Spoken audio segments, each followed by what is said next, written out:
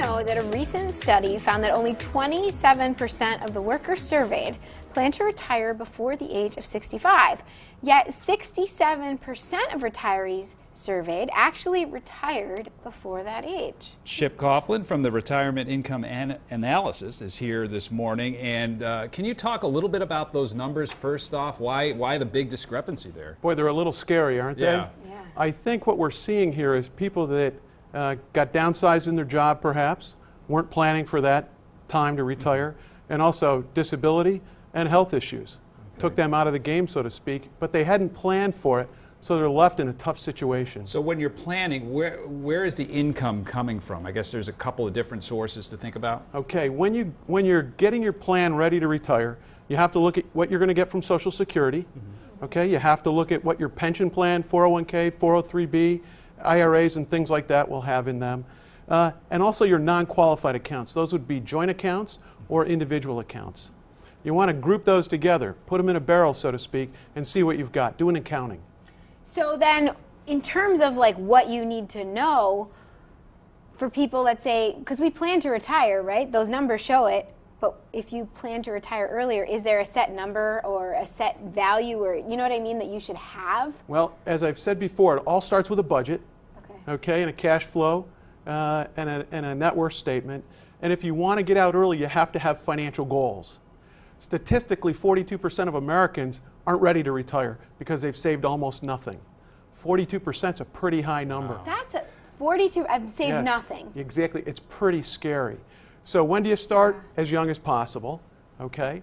And the goal there is put money away on a consistent basis over a long period of time.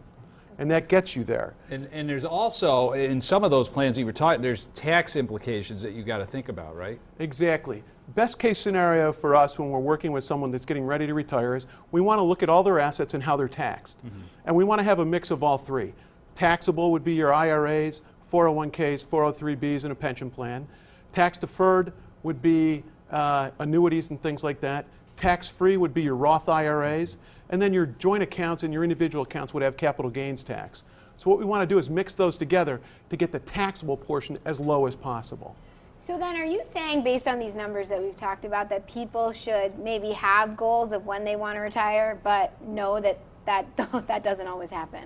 You have to plan for the unexpected, okay? And you have to have, your health insurance, your disability insurance. You got to have some life insurance. You got to have some savings in case you come out of the game a little early, not on your own doing. But if you have a goal of retiring at 62, you can take your budget, do some projections, and then back into that number. What will I need?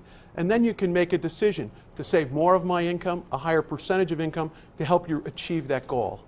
Now let's say somebody's watching though, and they have that goal of 62.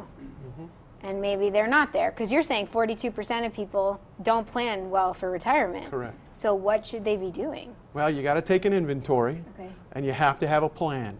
And if you've got time mitigates risk, but it also helps you over the long haul. If you've got time to get ready, you start setting small amounts of money away on an increasing basis over time, you should achieve those goals. But it has to be a goal, and you have to set that goal and you got to stick to it. Your budget will give you the backbone to make decisions on what you should do. But having the goal is key. The goal is key. And time is your friend. Time is absolutely your friend. I use my daughters as an example. They're 25, 27, and 30, and they started right in their first job, going into that 401k, putting extra money in. Every time they got a raise, they put that money in. They didn't increase their lifestyle. They increased their deposit into that 401k. Makes sense. Yes. It makes sense. It's Sure all does. worthwhile. Thank you, Chip, as always. You're welcome. And don't forget, the Retirement Income Analysis has their offices at East Brighton Ave in Syracuse. You can call them at 701-4440 or toll free at 855-44-RETIRE. You can also go to their website, retirementincomeanalyst.com. Chip, as always, thank you. Thanks for having me. Thank you. And stay tuned. We got much more on Bridge Street coming up after this.